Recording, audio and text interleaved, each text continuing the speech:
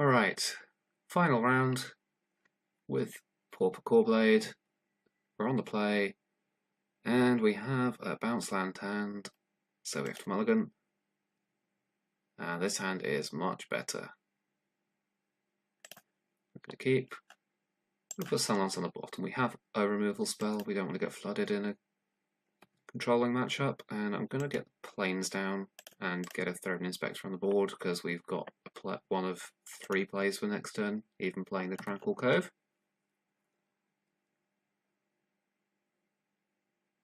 And Forest is going to inform us that we are playing against Elves or Stompy.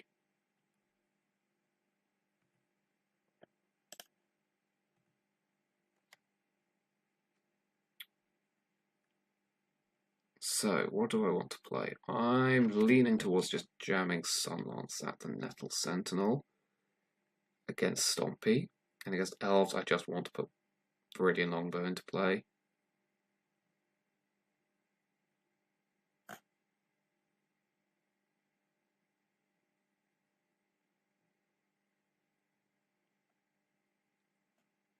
I think the Longbow is higher upside, so I'm going to play that and pass the turn.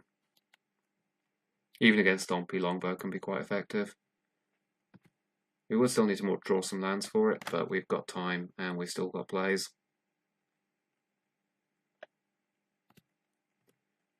So the Nettle Sentinel is going to attack before our opponent does anything. If it's Elves, they could go completely bonkers, which we would struggle to beat. But this looks like Stompy. Okay, so the Viridian Longbow play didn't quite work out, but it's going to dissuade our opponent from 1 toughness creatures for a while. But double Burning Tree starts are always going to be a bit tricky.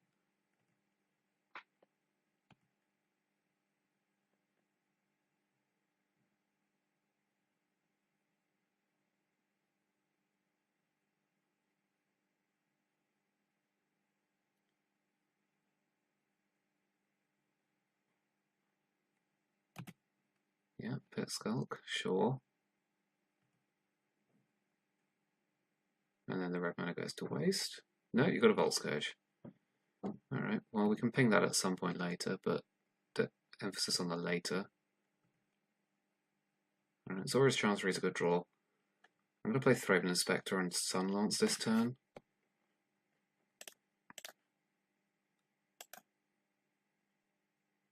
Because Thraben Inspector can double blocks somewhat effectively. And I'm going to pick up the planes because I think mana efficiency is going to be worth more than the 1 life.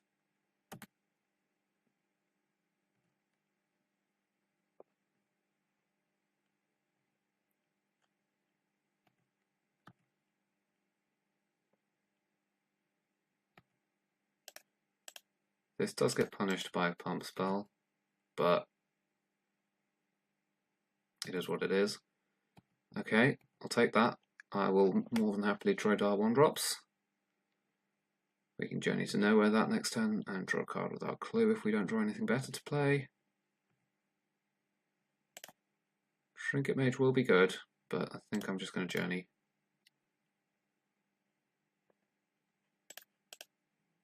Take 5. And hopefully we can start finishing things off with Longbow.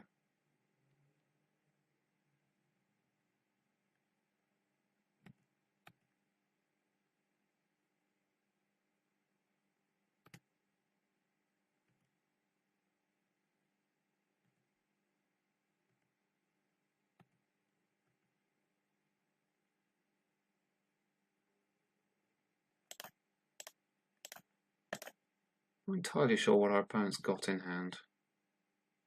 Maybe it's Elephant Guides.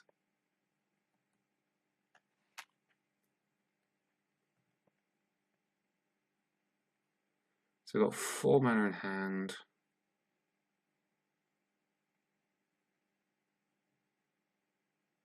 I think I'm going to be playing Trinket Mage and equipping this turn.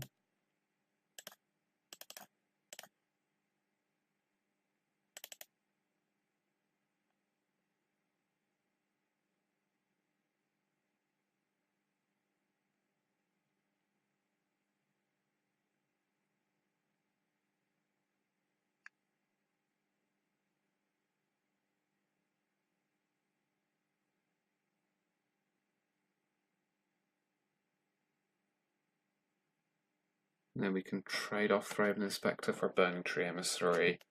We have to keep one of our creatures around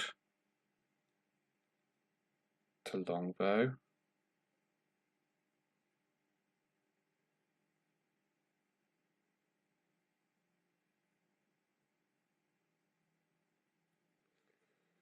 So we're not out the woods yet. Certainly could go very wrong.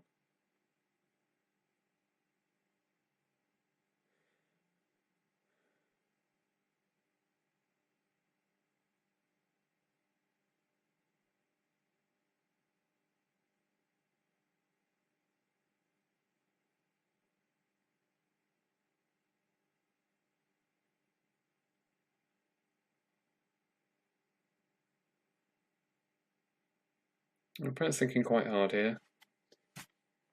Or they've gone to get a drink. Can't blame them in this heat.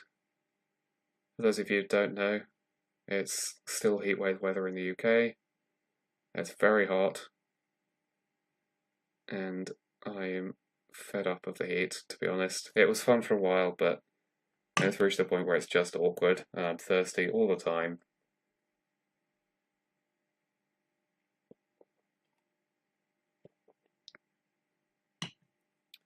Okay, there we go. So, yes, we would. That's why we put it on our deck. I don't think either Spellbomb's worthwhile. So just get Bone Splinter, play it, and equip it.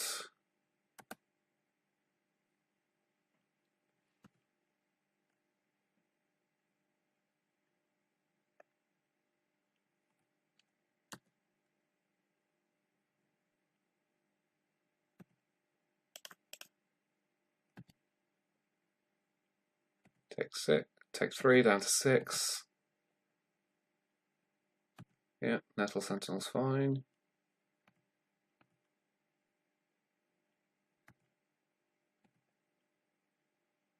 That's a good draw. We'll start by cracking our clue though.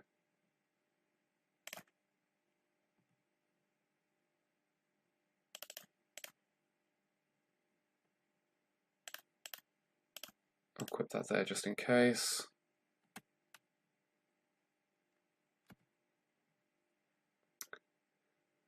But we're going to hope to draw a non-creature spell next turn for the Secret of the Way.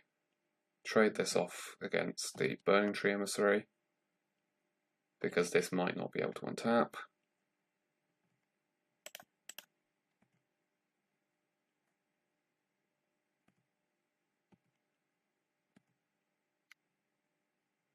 He's drawn a forest, that's not a good sign, I think.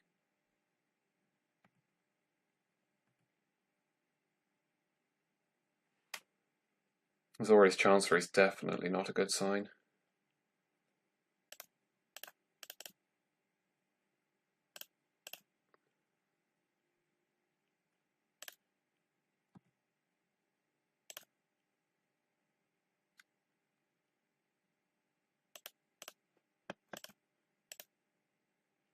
Right, well, we now have a 4-2 Viridian Longbowing Secret of the Way, which I think I have to trade off with if the Nettle Sentinel gets to attack. My opponent's just conceded. Okay, well, Squadron Hawk into Brainstorm would have... Well, we wouldn't have drawn the Brainstorm, but... Wow! That'll do. So as far as our sideboard goes, I think it's only the Lone Missionary and potentially the Sunbeam Spellbomb we want. And we want to cut some of the slow cards, I think. Like, Longbow's not amazing, actually. I don't think we want that. I don't think we want the Holy Lights. They don't have enough 1 toughness creatures for that. Similarly, I think we can cut the Relic, because all it does is cycle, and Bone Splitter's not doing a lot for us overall. So 2 copies seems like it's fine. We still have the Spell Bombs as hits off Trinket Mage for interaction, and we still have all our removal. I don't like counterspells against Stompy because they can often just get out under them. Spell Pierce might be worthwhile, but it's not great. Sufficient though. Maybe have that over a Skyfisher. Actually, Skyfisher seems pretty poor. Let's see if we can cut some of these before the clock puts us back in. There we go. Right, let's try that. We can keep one Skyfisher because it is a good body, but in the early game it is so awkward to have to pick up one of your creatures. Or like one of your other spells you've had to commit mana into. Okay, this hand is slow, but it's got a lot of good cards in it. And our opponent's mulligan, so I think I'm going to keep this. And I'll keep it by clicking on the keep button. Oof, that could have been awkward. Could have also been a very, very good accidental decision.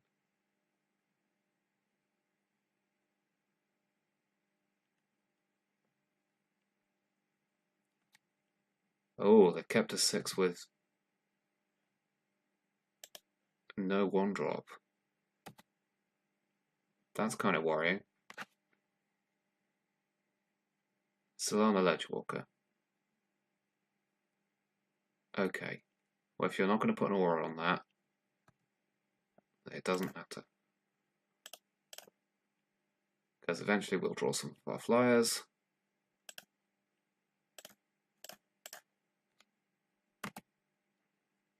We're just going to get our Throbbing Spectre on the board. This does strongly imply Elephant Guide, though. Yeah, okay, this might be a problem, actually. There's nothing we could have done about it, though. I don't think we're supposed to board in Patrician Scorn.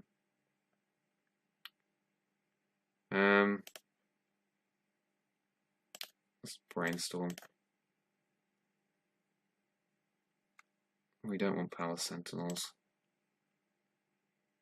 Some people's Spellbomb might give us enough time, and we don't want all of this removal, so I'm going to get rid of Journey to Nowhere because it's the slowest one for their other creatures.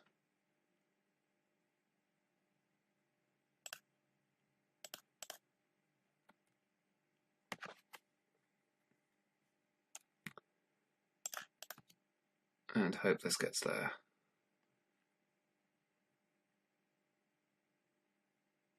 Rancor as well, okay. Alright, boarding and Patrician Scorn. Blimey! Blimey.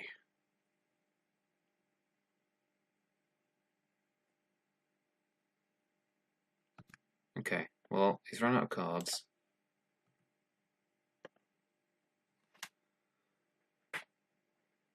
So I think we're supposed to Sunlance this, and Spellbomb buys us the most time.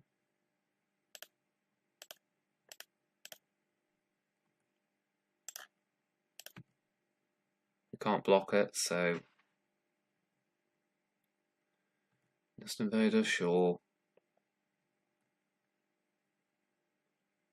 Doesn't really matter.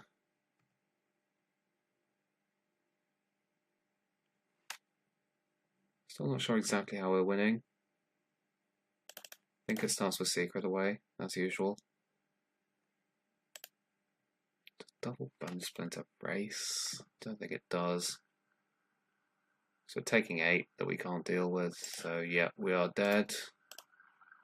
And we are going back for the Patrician Scorns that we should have had in our deck. We're boarding out Palace Sentinels because it's really slow. And I think that will do. I think I'd rather have Palace Sentinels than... maybe not. He's shown us evasion now. Which is our least bad option.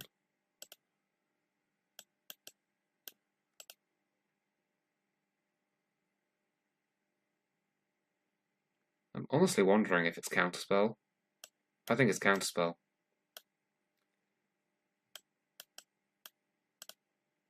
Especially if he's heavy on the Elephant Guides, Counterspell's one of our cleanest answers to them.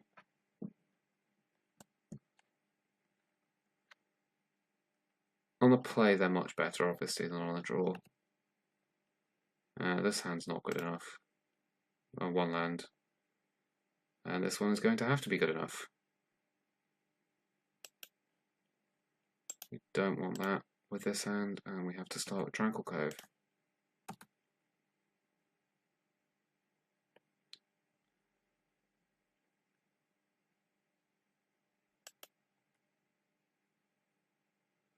Okay, Full Scourge, it's fine. We can Javelin near that. Oh my gosh, so many Azorius Chanceries. Our mana is so slow this game.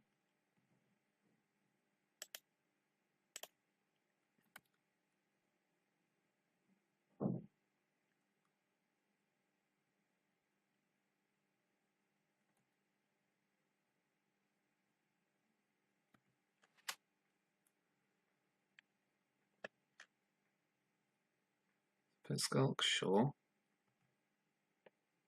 Alright. So I have to play Tranquil Cove. I'm definitely just pinging this. I'm honestly tempted to just Spellbomb this. No. You're just going to save it.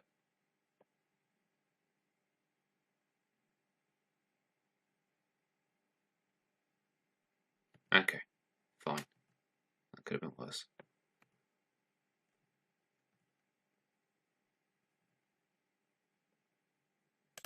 I'm going to play Throat in the Spectre and our Ether Spellbomb.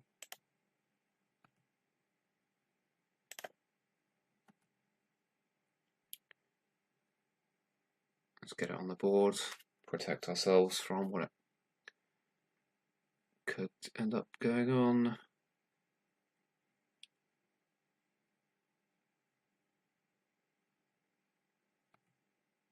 Yeah. Double Rankle, jeez. Hard to block things as well. This is not going well. I'm going to make no secret of that. He's just natural state to Ether Spellbomb. We don't have any white spells.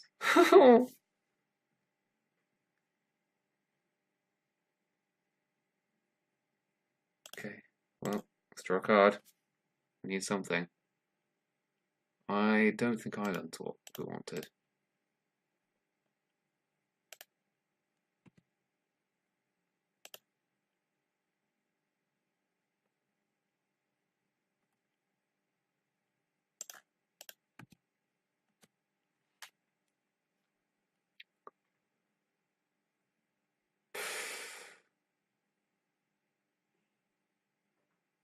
This is an elephant guide. We are so...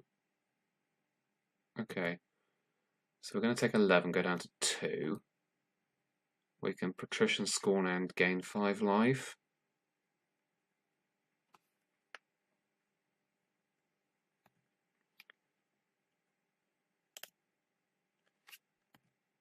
And then we can we block this?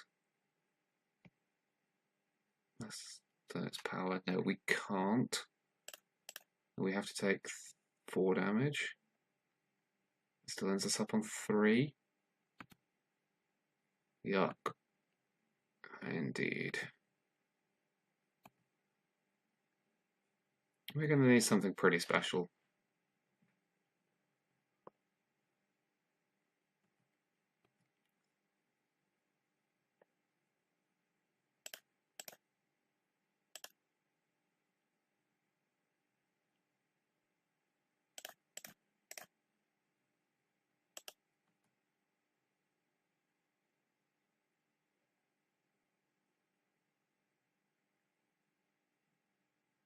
Especially as they get the rankers back. I think we are pretty dead here.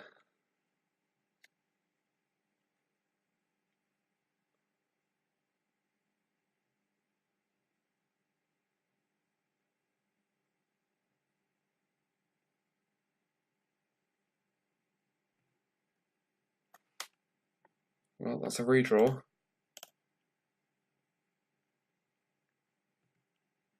But I'm not sure what it can get us. Because another Patrician Scorn doesn't do it. The Squadron Hawk most definitely doesn't. Well, there we go. A slightly disappointing 3-0 start into a 3-2 finish, but can't complain with a winning record. The deck was pretty sweet, as we'd hoped for, so big thank you to Adam Thomas, who you can chat to at Sonamakusa on Twitter. Put the name down in the comments for you. The deck was pretty good overall, actually. There's a lot of good things going on. Obviously, we'd really like more brainstorm effects, because that is one of the big power plays the deck has, is to brainstorm and then shuffle the situational or slow cards away. But one thing that I really felt that this deck lacked was instant speed removal, and I think that's just a feature of white and Pauper that it doesn't have particularly effective instant speed removal that doesn't require your opponent's creatures to be attacking, because that just plays into the protection spells and pump spells like Vines of the Past would that a lot of the aggressive green decks play. Otherwise, some cards were extremely impressive. Trinket Mage being able to get multiple Bone Splitters and the Viridian Longbow were excellent. Ether Spell Bomb was a little underwhelming, but I think it's just fine as a utility card. Throne Inspector overperforms as it usually does. Underperformers, though, probably Italian Javelineers wasn't quite as good as I was expecting. Obviously, you can pick it up with the Core Skyfisher to reuse the Javelins, but that didn't happen, and it felt like committing it to the board, especially on the draw, was just too slow. But with 2 copies, I think it's probably still fine. The other card I was underwhelmed with was Palace Sentinels, because the only time we really got it down, we had the Monarchy stolen off us immediately, and we got absolutely buried in the card advantage. So I think you just need to be a bit more careful with where you play it. We knew our opponent had the Spellstuff Sprite, which they could use instead of getting to counter the spell. They got the Monarchy instead. And I think that's probably a good trade-off for them, and something I'll be looking out for when I play Spellstuff Sprite decks. Core Skyfisher was interesting. Sometimes it was really good, and sometimes it was far too slow. And I do feel like this deck could probably do with another land. You really, really want to hit your land drops early, and then you can brainstorm your lands away later in the game, because brainstorm is just a much better card the later the game goes. But otherwise, I was pretty pleased with the deck. As far as matchups go, I think you're going to be reasonably favoured against the blue decks. And just because your cards are high quality value generating cards, and then you're going to struggle a little bit more with some of the aggro decks that require you to have lots of removal and good pieces of interaction, which this deck has good pieces of interaction, but they're often a bit clunky. And your blockers aren't the most efficient, especially if they're making their creatures bigger, which is usually the case with Pauper aggro decks. Small creature decks like Elves are obviously going to be reasonable if you can get the Viridian Longbow out quickly, which Trinket Mage helps, as being essentially 4 copies of Viridian Longbow in your main. And if we were able to prolong the game out a little bit longer, the Viridian Longbow would take over against the Delver Fairy decks that we saw.